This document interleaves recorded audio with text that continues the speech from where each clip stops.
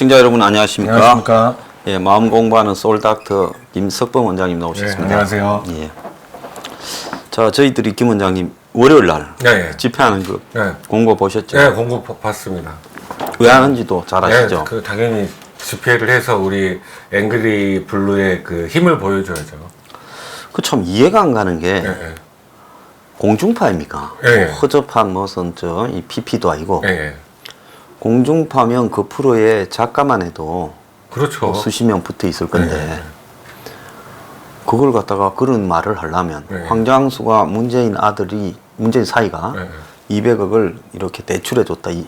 문재인이 네. 사이한테 네. 200억을 대출해 줬다. 이런 이야기를 했는지 안 했는지를 검증도 안 해보고 확인도 안 해보고. 왜 그랬을까요? 그러니까 지금 그 생각밖에 없는 거죠. 가짜 뉴스로 그 매도하려고. 그러니까 자기네가 불편하게 생각하는 그 유튜버들을 매도시키고 매장시키기 위한 기회만 호시탐탐 노리다가 아 건수 잡았다 그 이야기가 나오니까 바로 확인도 안 하고 그렇게 한 거죠. 그런데 문제는 다른 거는 보면 자기들이 이야기하는 부분에 네. 근거들을 대고 있어요. 네. 누구는 뭐 세월호, 네.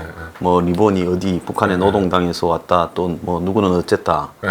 근데 내 거는 그렇죠. 내가 어디서 뭔 말을 했다라고 그 내 말에 워딩을 따야 될 건데 내 말 워딩을 따지 않고 목동의 행인의 워딩을 땄어요. 네. 그거 왜 그랬을까요?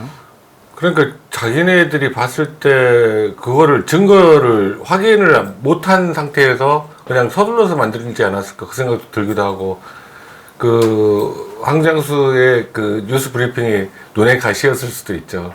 어떻게든 이 건수 잡았다 그렇게 생각하면 주변이 안 보이잖아요. 그러니까 뭔가 목표 업무를 노리고 있는데 아 상대방이 그 미끼를 물었다라고 생각하면 주변 시야가 안 보이거든요. 그것만 보이고 그러면 이제 확인하는 거를 못 하는 거죠. 그러니까 아예 그냥 오다로 네. 황장수라는 애를 조져라. 예. 굵직한 걸로 좀 조져봐라. 이런 게 안 내려왔으면 굳이 그러기에 왜 저를 갖다 붙였을까요? 거기에 메이저급이라고 하는 유튜버들은 또 없더라고요. 언급된 데 보면. 네.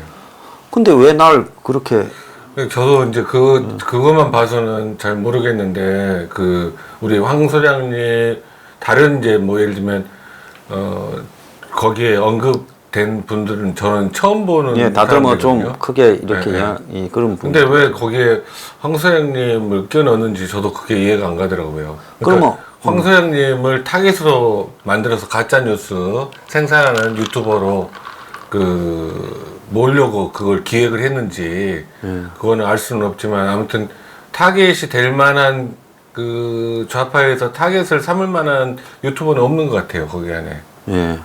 그래서 그것도 좀 이상하고 그다음에 하나 또 이해가 좀 안 가는 거는 제가 이야기한 무슨 북한 석탄 네. 밀수나 네. 정제유 불법 한적에 네. 정권이나 국가 정보기관이 관련되어 있다 말을 한 걸 허위사실이라고 한번 해보든가 예, 예. 아니면 뭐 우리들 병원에 관련해서 대출을 이왕 대출이면 예. 200억보다 1,400억이 낫잖아요. 그렇죠. 예. 그러면 우리들 병원 1,400억 불당 대출됐다. 예, 예. 여기에 권력이 관계됐다. 예, 예. 라고 말한 황장수의 말을 예. 걸면 될 건데 예.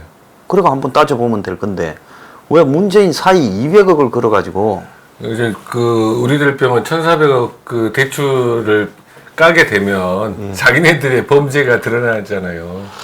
그러니까 지금 확실한 거는 그 직접적으로 그 사이가 200억 대출을 받아서 뭐 30억 땡기고 뭐 그런 거는 증거 확실하게 그게 부당한 추정으로 확인할 수 있는 거잖아요. 근데 우리들 병원 같은 경우는 그걸 건수로 잡으면 자기네들 수사가 미진한 것들이 더 드러날 수밖에 없죠. 자, 그래서 이제 200억을 이야기한 사람은 이제 곽상도 의원이 처음에 말했고 네. 그 다음에 저는 이제 그런 거를 전파하거나 그러지 마라. 이거는 논리적으로 좀 말이 안 된다. 네. 떡밥이다. 잘못하면 걸려들면 다친다. 보수가 좀 신중해야 된다. 그리고 이게 그런 식으로 해주진 않는다. 아무리 헛소리도 다른 방법으로 교묘하게 하지. 그래서 7번이나 부정하는 말을 했어요. 근데 누구 밑에 시켜서 황장수가 이 말 했나? 아니면 어떻게 이야기를 했나라는 걸 문재인 사의 부분에 네. 한번 조사해봐라고 하지도 않고 저렇게 방송이 어떻게 나갈 수 있을까요? 그러니까 저도 그것도 공중파예요, 공중파. 네, 공중파.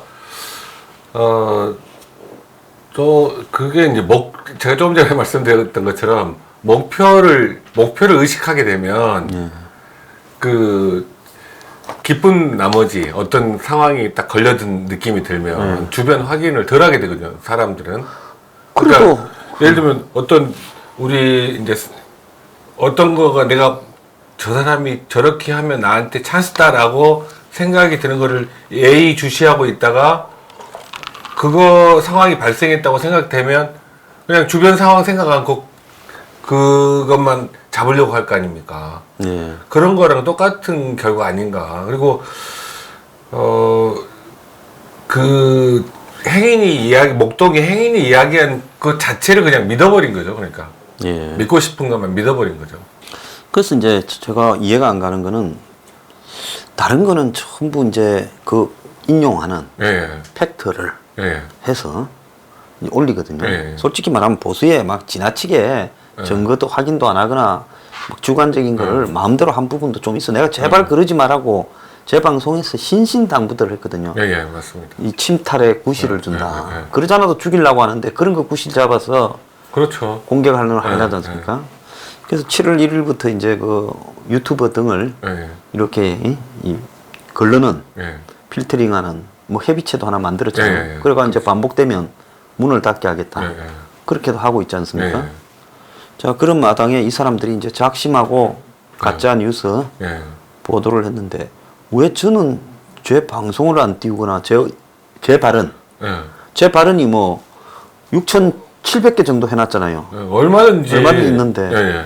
그러니까 스크린 캡처를 한다든지 그 방송 나오는 장면들을 가지고 인용을 해서 보통 그 공중파에서는 보도를 하잖아요. 예, 뭐 예. 그것이 알고 싶다 뭐 이런 예. 데 추적하는 방송들에서는 팩트를 나열하고 그 다음에 이제 그 서로 이야기하는 장면들이 나오는데 이게 전혀 팩트를 이야기 안 하고 그 목동의 행인이 이야기한 것으로 딱 끝나고 바로 그 코멘트가 들어가잖아요. 근데 나는 이게 정상적인 방송의 상황은 아닌 것 같은 생각이 들어요. 예.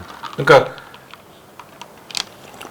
유튜브 방송에서 때 와서 해야지 그게 더 명확하게 그 증거를 보여주면서 하는 건데 그렇지 않고 그거를 시청한 사람이 그렇게 이야기한 것처럼 해서 황장수의 뉴스 브리핑이 이렇게 가짜 뉴스를 생산하고 왜곡했다라는 식의 시청자들이 보면 그렇게 왜곡된 생각을 가질 수밖에 없게 만든 것 자체가 저는 혹시 황소영님의 가짜 뉴스를 찾다 나온 게 없으니까 그 사람의 워딩이 이렇게 그런 식으로 그 200억 이야기가 나오니까 너무 반가운 나머지 그렇게 맞는 거 아닌가 그 생각도 들어요. 근데 이제 뭐 남의 말을 하더라도 사실이 아닌 거를 인용해서 남의 말을 방송을 하면 그 방송국 책임이거든요. 그 그렇죠. 남의 말이니까 우리 책임 없다 못 하는 거 아니죠? 그렇죠. 그 보는 사람 입장에 생각하면 그 남의 말을 그대로 인정한 식으로 방송을 진행했기 때문에 그 황장수의 뉴스 브리핑을 완전히 평가를 절하시키고 이렇게 가짜 뉴스를 생산하는 곳이다라는 이런 가짜 뉴스를 말을 하는데도 저런 사람들은 다 믿는다. 그러니까 그렇죠. 광화문에서 시청 앞에서 있는 사람들이 가짜 뉴스에 믿듯이 여기 있는 사람뿐만 아니라고 목동을 건너갔잖아요. 거기서도 저렇게 황장수는 사실만 말한다. 그 사람은 항상 옳은 말만 한다. 요래 놓고는 문재인 사이 200억으로 탁 나간 거 아닙니까? 근데 그 화면도 좀 이상한 게 자세히 보면 파릇파릇하게 꽃잎이나 막 풀들이 다 나와 있어요. 밤이지만은. 그리고 그 밖에 있는 애들은 보면 긴 팔은 입고 있지만은 위에 아무것도 걸치지 않고 한 4월 말 5월 날씨 분위기인데 그 사람만 겨울. 그런데 이 일이 터진 시점은 1월 29일, 30일이거든요. 문재인 사이. 그런데 그 아주머니가 그 사진을 찍은 시간은 4월 말 5월인데 거기 또 보고 있는 거는 보면 4월 26일자 오후라고 놓은대요. 아, 그래요? 어떤 분이 기사 가지고 확대해서 반모입니다. 그 수습 능력자, 문제 수습 능력자 문재인이라는 4월 26일 날 오부였다는 거예요. 참 이상하지 않습니까? 그렇죠. 전체적으로 짜맞추기 이렇게 이런 그 편파 왜곡 방송을 하는 황장수의 뉴스 브리핑을 이다라는 식의 그 매도를 하기 위해서 전체적으로 짜맞추기 한 상황이 되는 거네요. 그러면 그 실제 일은 2월인데 보고 있는 거는 4월 달이고 좀 말이 여러 가지로 미스테리가 많습니다. 예, 참 희한한 일이라고. 그러니까 방송이 이런 식으로 시청자를 농락하면 안 되죠, 진짜로. 그 시청자 입장에서 바라본다면 그거는 그 당연히 황장수의 뉴스 브리핑은 이렇게 가짜 뉴스를 생산하는 곳이다라고 생각을 하게끔 만들었잖아요. 그러니까 그렇게 공중파에서 무책임하게 이렇게 하는 것은 확실하게 응징을 해야죠. 예, 저는 뭐 제가 봤을 때 100% 내가 자신이 있고 이번에 얼마나 오만했으면 이런 식으로 사람을 매도해서 죽이는데 익숙해져 있다 보니까 이런 일까지 저질렀느냐. 그래서 이번에 제가 확실히 끝까지 가려고 그럽니다. 예, 그래서 그날 원장님도 우리가 그날 1부, 2부, 3부, 4부 하는데 3부에는 저기 방송에 출연하신 분들이 오셔가 연설을 한 번씩 하는데 원장님도 꼭 오셔가지고 저도 거기서 가서 그 여러분 시청자 여러분 만나 뵙겠습니다. 예, 자 그날 뵙고요. 자 정두원 의원이 자살을 했는데요. 이분 보면 뭐 TV 상으로나 보면 뭐 말도 다변이고 또 뭐 여러 가지 풍파를 겪기는 했지만 솔직히 뭐 한 번 빼놓고는 인생이 매우 순탄한 사람 아닙니까? 매우 순탄하다고 이야기하기는 그렇지만 아니 그래도 그 나이에 나와서 고시되고 고시대가 공무원으로 있다가 또 정치판으로 들어왔어. 뭐 고위공무원도 아니었거든요. 그러니까 어느 순간부터 이제 권력의 이제 최정점인 대통령을 만드는 킹메이커 역할을 했다가 그렇게 높이 올라갔다가 그 다음에 이제 그 계속 추락을 해왔죠. 근데 저는 이제 그날 제가 이제 이 뉴스 속보를 보고 좀 충격을 받았어요. 그러니까 이렇게 강해 보이는 분인데 내가 모르는 그 고통들이 많았나 보구나 그 생각이 들더라고요. 그래서 이제 그 관련 기사들을 좀 찾아보니까 이분이 그 총선 실패하고 그 다음에 그때도 한번 목을 맸었는데 그 허리띠가 끊어져 가지고 다시 살아났다고 그러더라고요. 그 기사를 봤는데 이게 이제 우리 시청자분들께서 꼭 아셔야 될 거는 목매다는 거는 굉장히 심각한 자살 시도 방법이거든요. 그러니까 자살 시도를 한 분 중에 3분의 1이 또 자살에 성공합니다. 또 시도해서. 근데 이제 그 확률을 확 높이는 게 뭐냐면 그 자살 시도자가 남자냐 여자냐. 남자의 경우는 자살 시도해서 성공할 확률이 높고 이번에 실패했어도 그 다음에 성공할 확률이 높고요. 그 다음에 자살의 방법이 목을 매단다는 거는 굉장히 시리어스하게 보거든요. 그런 경우는 다음에 자살 성공 확률이 굉장히 높습니다. 그러니까 약을 먹고 자살을 시도한 경우는 그게 다음에 자살 성공률이 그렇게 높지는 않고요. 근데 제가 참 선거 떨어졌다고 저렇게 충격을 받는, 저도 선거 나가서 떨어진 사람이죠. 일찌감치. 그리고 뭐 또 정치적인 좌절을 거의 뭐 과거 노무현 정권 때 반대해서 민주당을 탈당하고 거의 사회적으로 고립이 되고 뭐 경제적으로부터 다 고립이 돼서요. 그런 세월을 오래 했고 내가 그래서 뭐 오죽하면 이라크까지 가고 머리들 좀 식히려고 뭐 솔직히 그렇게 되면 저는 뭐 다른 고통들보다 사람들의 연락이 딱 끊어져요. 네. 아, 저 친구는 정권에 등을 졌다. 네. 기세등등한. 네. 뭐 저 친구한테는 뭐 내가 연락해봤자 이제 얻을 게 없다. 네. 네. 그러니까 저는 좀 이렇게 괴로운 게 대부분이 연락을 끊더만요. 네. 옛날에 막 귀찮을 정도로 네. 밥 먹자, 술 먹자. 뭐 여러 부탁을 하고 뭐 이러면서 네. 내가 그러면 뭐 좀 도와줬다고 사례를 할래. 아이도 내가 어려울 때나 밥이나 한번 사라 하고. 근데 밥 한 끼 사는 사람 아무도 없었디다. 어렵게 네. 됐다고요. 네. 네. 그러니까 대한민국에는 사실상 뭐 저는 이제 제일 어리석은 사람이 인맥 관리한다고 명함 챙기고 막 적고 수시로 인사말하고 뭐 이런 사람 있지 않습니까? 네. 굉장히 그 좀 나부대는 그런 사람들 좀 있어요. 네. 그래서 그런 사람들을 가끔 가다 보면 제가 속으로 그런 생각을 하죠. 당신은 참 허무한데 몰두하고 있구나. 네. 그러니까 제가 뭐 그런 꼴을 당해보니까 그 뭐 결국은 이 세상은 상당히 비정하다. 네, 맞습니다. 예. 네. 그래서 우리가 우정이나 뭐 또 어리나 이런 거는 영화에는 나오지만은 현실에서는 별로 없더라는 걸 느꼈어요. 그래서 제가 또 뭐 비참한 순간이나 이런 화가 열이 쳐붙는 순간을 한두 번 견딘 게 아니죠. 그렇죠. 어떨 때는 막 새벽에 그 딱 2시, 3시만 되면 잠이 깨요. 아, 네. 네. 그래가지고 거실로 이렇게 거실에서 한 해가 뜰 때까지 몇천 바퀴를 돌 때가 있어요. 뱅글뱅글. 네. 계속 그래야. 네. 안 그러면 이 막 네, 미치겠더라고요. 네. 근데 그런 순간에도 어쨌든 뭐 버티고 이렇게 살았어요. 그런데 그래서 정돈 의원을 보면서 저 사람은 참 왜 이 마인드를 바꾸지 못했을까? 뭐 권력에 출세했을 때 저 사람이 사실은 권력이 좀 있을 때 뭐 돌아가신 분한테 나 이런 말씀을 하면 뭐하지만은 좀 설쳤어요. 그 MB 옆에 있을 때. 그러다가 이제 추락을 하게 되면 한번 자기를 돌이켜 보면서 이게 권력이 좀 무의미하다 이런 거를 좀 보면서 자기 마음을 조금씩 이렇게 갈아듬어 왔으면 저렇게 자살을까지 했어야 될까? 왜 그런다고 보십니까? 그러니까 이제 그분의 그 내면 실제로 내면의 고통을 제가 뭐 아무도 모르죠, 그죠?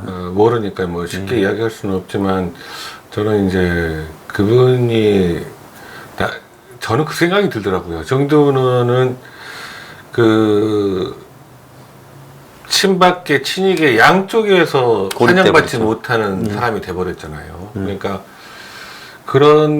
그러면서 실제로는 그 정두원 의원이 MB를 배신한 게 아닌데 MB를 배신했다, 배신자다라는 이야기를 많이 듣게 되고 뭐 댓글이라든지 이런 거 보면서 본인이 이제 그 CBS의 김현정 뉴스쇼인가 거기에 인터뷰한 내용을 보니까 그런 배신자라는 글이 올라올 때마다 MB가 나를 배신했는데 내가 MB를 배신했다고 그런 것들을 들을 때마다 속이 상한다는 이야기를 한 것 같아요.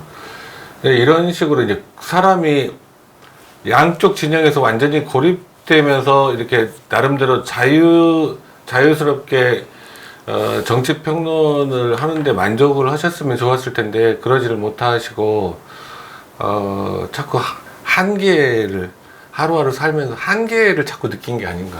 그러니까 정치 평론을 열심히 하고 그 평론에서는 뭐 거의 솔직히 말하면 제가 봤을 때 현 여건이 좀 좋아할 말도 많이 하더라고요. 보수를 비판하면서요. 그래서 뭐 현 정권에서 한때 뭐 정도원을 이렇게 억셉트 한다. 뭐 이런 이야기도 나오고 했죠. 민주당으로 출마하는 고향도 호남이고. 그렇지만 뭐 그거는 현실적으로는 이 정권같이 출신 성분을 가리는 정권에서 불가능한 일. 그래서 제가 그때는 느꼈습니다. 정도원이 왜 저럴까? 저거는 지금 이 정권 초기에 그냥 강한 보수적 성격을 갖고 있는 전직 의원이나 이런 몇 사람들 또 현직까지도 문을 찬양한 사람 좀 있었잖아요. 그렇죠. 평론하는 사람들 중에도 있었고 전직 의원. 근데 저 사람들 세월 지나면 자기가 한 말을 지우려고 발악을 할 건데 왜 저럴까 하는 생각이 드는데 정 의원도 좀 그렇게 하는 부분이 있더라고요. 그래서 내가 저 사람이 저러면 이제 저쪽은 어차피 죽었다 깨어나도 정 의원은 쓸 리가 없고 그럼 이쪽에도 복귀가 안 될 건데 그런 부분에서 제가 볼 때 본인이 이 패널 활동을 하는 것이 그야말로 자신의 사회 활동이라고 열심히 다녔는데 하면 할수록 어떻게 보면 자승자박하는 결과를 좀 하지 않았나 보기도 했어요. 이제 그 높이 가장 최고에 가까이 높이 올라갔던 경우에서 이렇게 추락하는 경우는 보통 그 올라간 높이만큼 더 힘듭니다.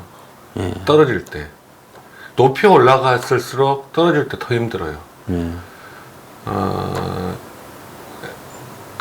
그게 이제 주변 사람들이 아까 이제 황 소장님께서 말씀하셨지만 주변 사람들이 막 몰려와서 이렇게 워시퍼들이 늘어나가지고 막 이렇게 숭배하는 듯한 그런 분위기에 취해 있다가 어느 순간에 주변에 아무도 없고 누구 만날 사람도 별로 없고 그런 상태가 되면 자꾸 자기 자신을 비관적으로 생각할 수가 있거든요. 거기다가 이제 우울증이라는 병이 그런 상황이 찾아오면 그 우울증을 극복하기가 진짜로 힘들어요.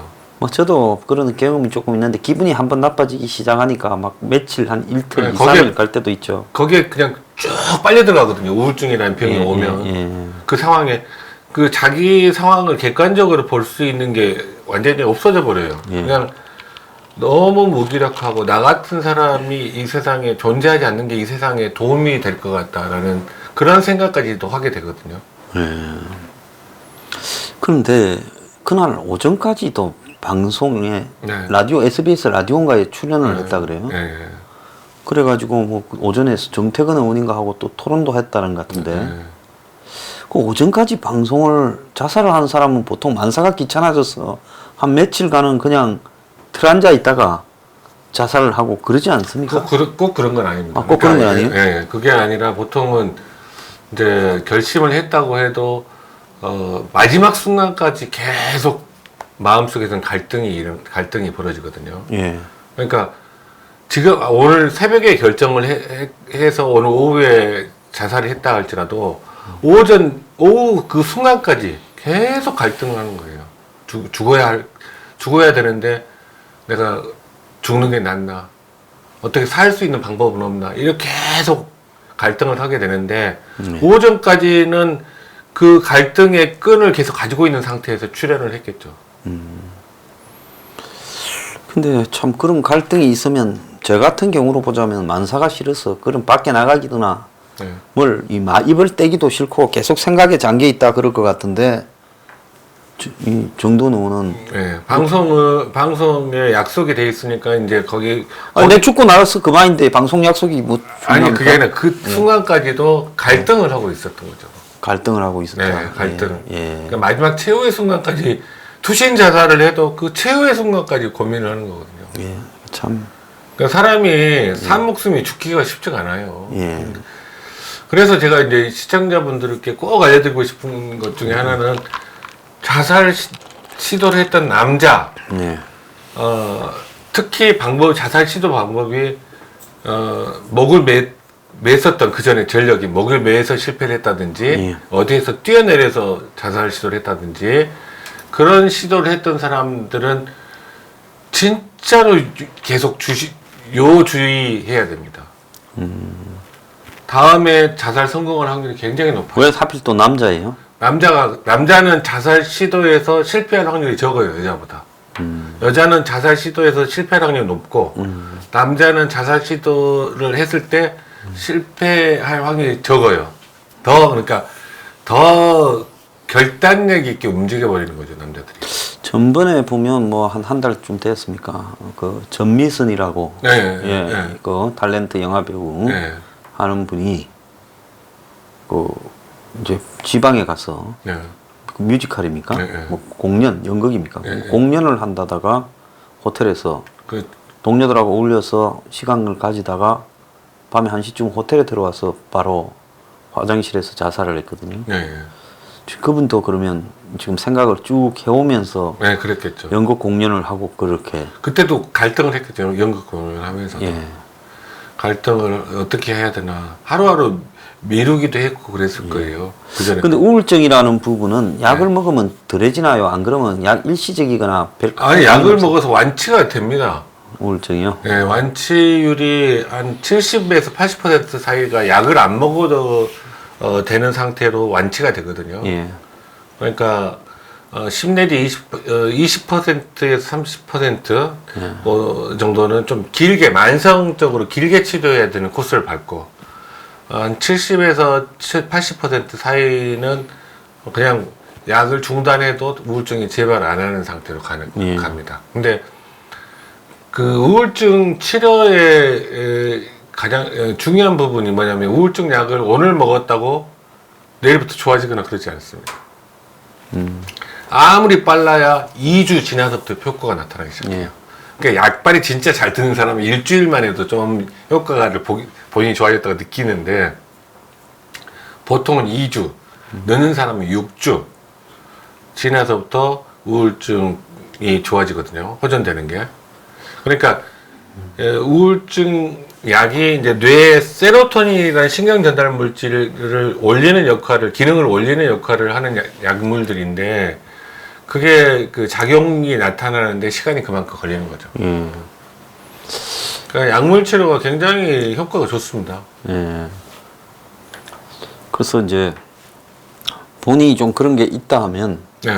이렇게 꼭 가야 되겠네요. 가서 약을요. 그렇죠. 그리고 이제 자살 위험성이 아주 이제 높아 보이는 경우에는 그러니까 보통 제가 말씀드렸잖아요. 자살에 대한 신호를 한다고.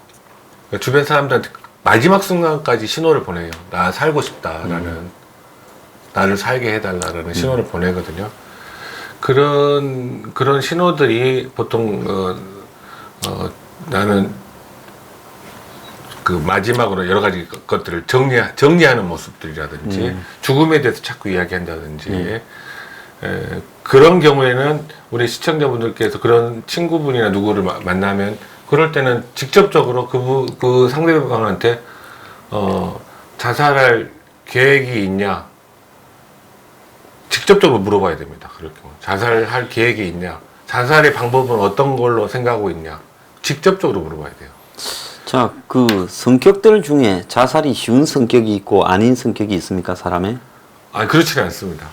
정동호는 외관상으로 보면 잘 모르는 사람들이 봤을 때는 뭐 이 가수도 활동도 했고 네.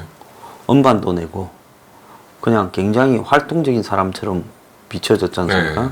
그 내면에는 전혀 실제로는 안 그랬을 수도. 그러니까 이제 그 음악적인 감수성도 있고, 그러니까 정서적으로 이렇게 나름대로 제가 그 정도를 같이 겪어보지는 않아서 모르겠지만